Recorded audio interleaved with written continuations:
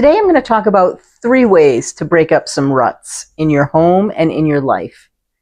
And ruts can be a real killer, so stay tuned.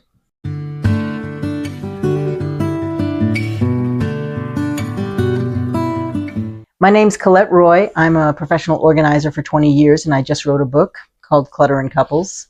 You can pick it up on Amazon. I'll link it down in the description. But what I want to talk about is how we slide into ruts in our life.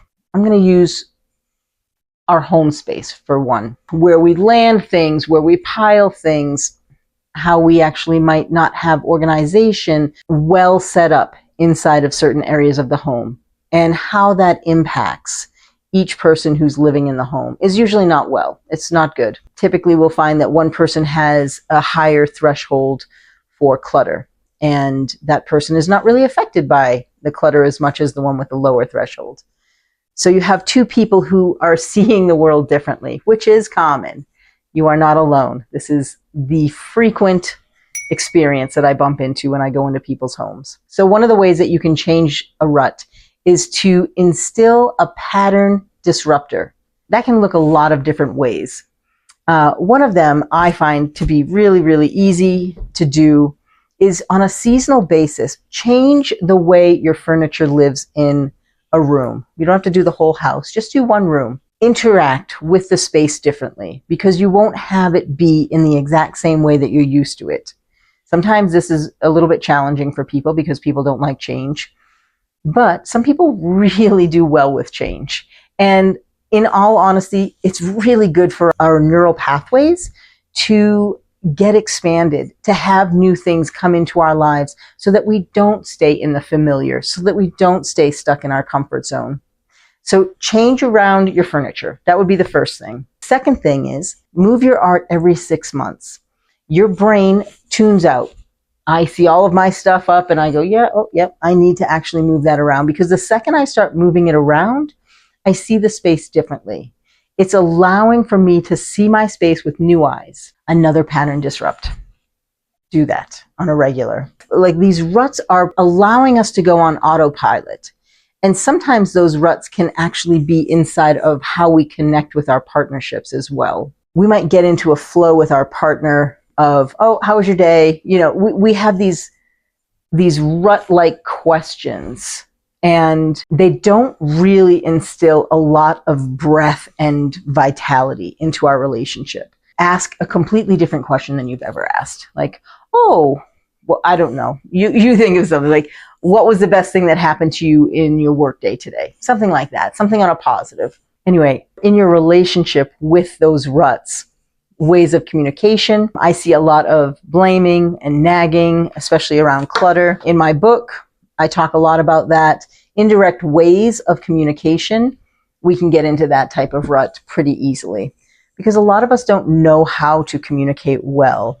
I am just learning in my 50s, my friends, so it's not something that I knew how to do my whole life, and I'm working on it diligently with my partner on a monthly basis. It just gets better and better because we're creating a safe space to communicate in.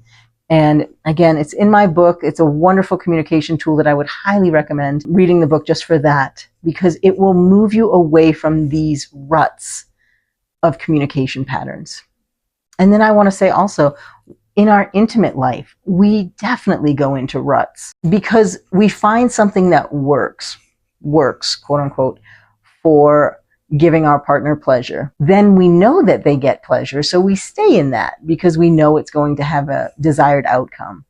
And I want to urge you and invite you to step out of that and to bring in new things and new concepts. Do things differently, not all the time. You can always go back to that familiar way of doing things, but to add newness into the bedroom and into your intimate life together can bring forth so much new energy, and it will spill out onto other areas of your life.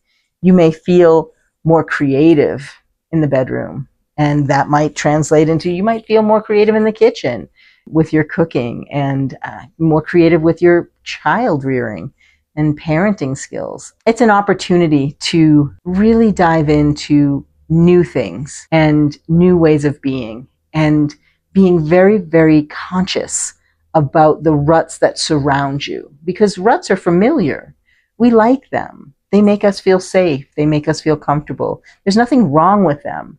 However, if you're feeling a little bit bored and you're feeling a little bit maybe frustrated, or however it plays out inside of your home, really try some of these. Try and shake things up a little bit. And it doesn't have to be monumental. It really can be very, very simple, with maybe an organized drawer, or a new sex toy, or a new way of communicating.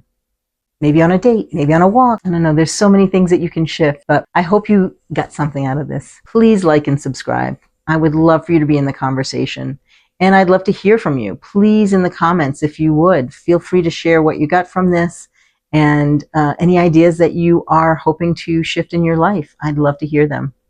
All right. Take good care. See you soon.